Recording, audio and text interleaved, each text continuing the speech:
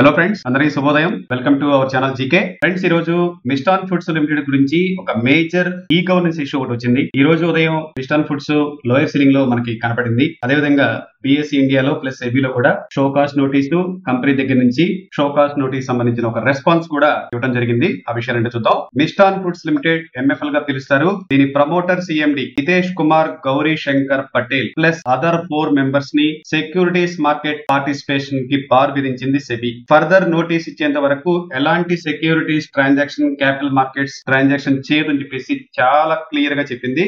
దీంతో పాటు 12 members promoter plus current CFO, former CFO, former whole time director మీద కూడా బార్ విధించింది. ఈ బ్యాన్ కి గల ప్రధానమైన విషయాలకి వెళ్లబోయే ముందు ఆల్రెడీ సెబీకి సంబంధించిన 53 పేజీల డ్రాఫ్టింగ్ ప్లస్ 159 పాయింట్ల విషయాల్ని మన టీం బ్రీఫింగ్ చేశారండి. వీటికి సంబంధించిన విషయాలన్నింటినీ నేను మీకు టెలిగ్రామ్ ఛానల్లో, మన జీకే టెలిగ్రామ్ ఛానల్లో లింక్స్ పెడతాను.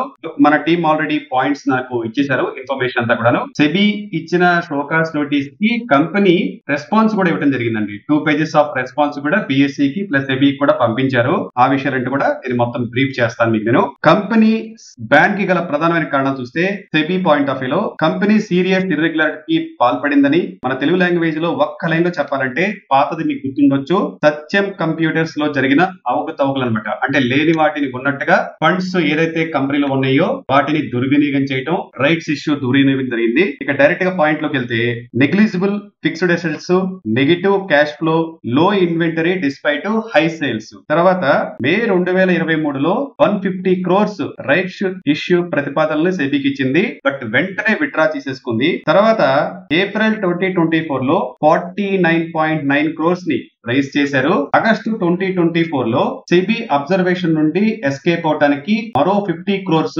సబ్ రైట్స్ ఇష్యూని న్యూ డ్రాఫ్టింగ్ ఫైల్ చేశారు. అంటే టోటల్ గా 150 crores ఏదైతే విత్డ్రా చేశారో వాటిని స్ప్లిట్ చేసి మళ్ళీ ఫామ్ చేయడం జరిగింది. 2018 ఫైనాన్షియల్ ఇయర్ సెప్టెంబర్ 2024 మధ్యలో పబ్లిక్ షేర్ హోల్డింగ్ కూడా 516 నుండి 4.23 lakhs పెరిగారండి. ఇది ఒక సీరియస్ డౌట్ అనుకోవచ్చు. Promoters holding Hitesh Kumar Patel July 24 నుండి ఆగస్టు 24 మధ్య 50 crores వర్త్ ఆఫ్ షేర్స్ ని ఓపెన్ మార్కెట్ లో అమ్మటం జరిగింది. దీంతో ఇక దోపిడీ అనుమానాలు బయటకు వచ్చేసినాయి. ఇదే కాకుండా సెబీ ఇన్వెస్టిగేషన్ లో ఏప్రిల్ 2017 నుండి మార్చి 2024 వరకు జిఎస్సి ఫ్రాడ్ ఉన్నట్టు కూడా తెలిపింది. ఇది కూడా పెద్ద ఇష్యూ అయిపోయింది. రైస్ ఇష్యూ ద్వారా వచ్చిన 49.8 crore మరియు fraud by and sale report చెందిన 47.10 crore తిరిగి ఇవ్వాలని చెప్పేసి సెబీ కంపెనీని ఆదేశించింది. తదుపరి నోటీస్ ఇచ్చేంత వరకు రైట్స్ ఇష్యూ అప్లికేషన్ ని రిజెక్ట్ చేయాలని చెప్పేసి బిఎస్సి కూడా ఆదేశించింది. సేమ్ కంపెనీ షోకాస్ట్ నోటు మిస్టాన్ ఫుడ్స్ కి ఇవ్వడం జరిగింది. దీనికి 21 days లో నోటీస్ రిప్లై ఇవ్వాలని చెప్పి కూడా సీరియస్ గా ఆదేశించింది. సెబీ ఆర్డర్ కమ్ షోకాస్ట్ నోటీస్ కి కంపెనీ రిప్లై ఇవ్వడం జరిగింది. చాలా ఫాస్ట్ గానే స్పందించాలని చెప్పుకోవచ్చు. ఉదయం 9 o'clock బిఎస్సి లో అప్డేట్ చేశారు.